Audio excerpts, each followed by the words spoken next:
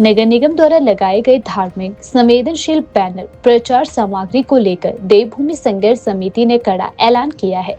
समिति के सह संयोजक मदन ठाकुर और विजय शर्मा ने कहा कि यह सामग्री सरकारी नियमों और पारदर्शिता के खिलाफ है और स्थानीय स्तर पर तैयार कर प्रदर्शित की गई प्रतीत होती है। समिति ने नगर निगम से तुरंत बैनर हटाने, निर्णय लेने वाले अधिकारियों का सार्वजनिक स्पष्टीकरण और धर्म विशेष पर पक्षपातपूर्ण सामग्री के उपयोग पर स्पष्ट निर्देश जारी करने की मांग की है। उन्होंने प्रशासन से यह भी कहा कि सार्वजनिक रूप से माफी दी जाए और भविष्य में ऐसी घटना न दोहराई जाए। आंदोलन से जुड़ी जानकारी देते हुए समिति ने बताया कि उनका चक्का जाम 2 से 3 दिन के लिए अस्थायी रूप से रोका गया है, लेकिन यह स्थगित नहीं है।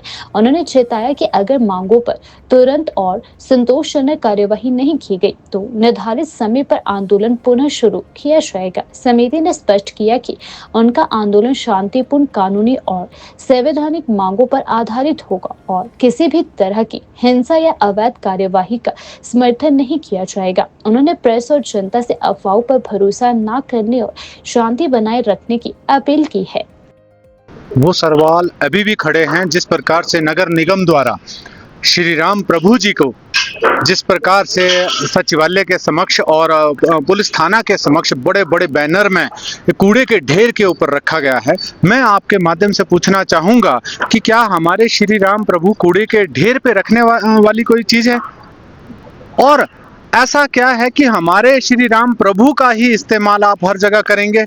आप पैगंबर हो या कोई और हो, अगर हिम्मत है तो उनकी फोटो लगाए ना वहाँ पे।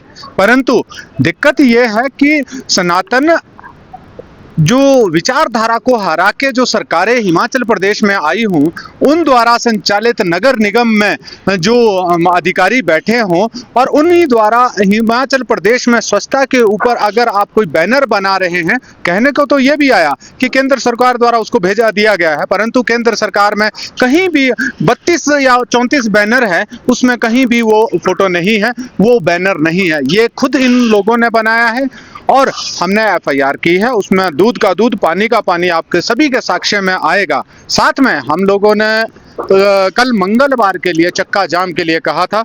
मैं आपके माध्यम से पूरे प्रदेश की जनता को, सनातनी को, सभी को एक मैसेज देना चाहूँगा कि वो 2 से 3 दिन के लिए सिर्फ रोका गया है, स्थगित नहीं, उसको बंद नहीं किया गया है। हम चक्का जाम करेंगे, परंतु जिस प्रकार से प्रशासन ने कहा कि आप हमें 2 से 3 दिन का समय दें, हम जब तक हमारी कार्रवाई पूरी नहीं हो, क्योंकि हमारी प्राथमिकता थी एफआईआर पे, एफआईआर पूरी हुई है। एफआईआर के हिसाब से जो जांच चल रही है उसमें एमसी कोऑपरेट नहीं कर रहा है। एमसी का जिस प्रकार से वक्तव्य आएगा, एमसी जिस प्रकार से भी उसमें अपना जवाब पेश करेगी, पुलिस उसके बाद उस कार्रवाई को आगे करते हुए समक्ष रखेगी। और हम लोग भी सीधी बात कहना चाहता हूं, अंत में ज्यादा ना कहते हुए, श्री राम प्रभु हमारे आराध्य हैं, पिता समान हैं, पिता हैं, और हमारे पिता के विरुद्ध कोई इस प्रकार का गलत कृत्य करेगा, दोबारा कोई ऐसा कृत्य करेगा तो सड़कों पे खून की नदियां बहा देंगे, उसमें हम गुरेज भी नहीं करेंगे, क्योंकि इन रगों में आज भी वो खून दौड़ रहा है जिसकी तड़फ और जिसकी गरज इन लोगों को अभी आने वाले 3-4 दिनों में मिलेगी। भगवान श्री राम इस देश का प्राण है, इस देश की आत्मा है। भगवान श्री राम के अपमान का अधिकार किसी को नहीं दिया जा सकता, चाहे वो इस देश के सर्वोच्च पद पे बैठा हुआ व्यक्ति क्यों ना हो। अब जहां तक नगर निगम का ये कहना कि वो केंद्र की वेबसाइट से उठाया गया है, मैं तो इस बात को बिल्कुल निराधार कहूंगा। यह भ्रमित करने वाली बात है, गुमराह करने वाली बात है।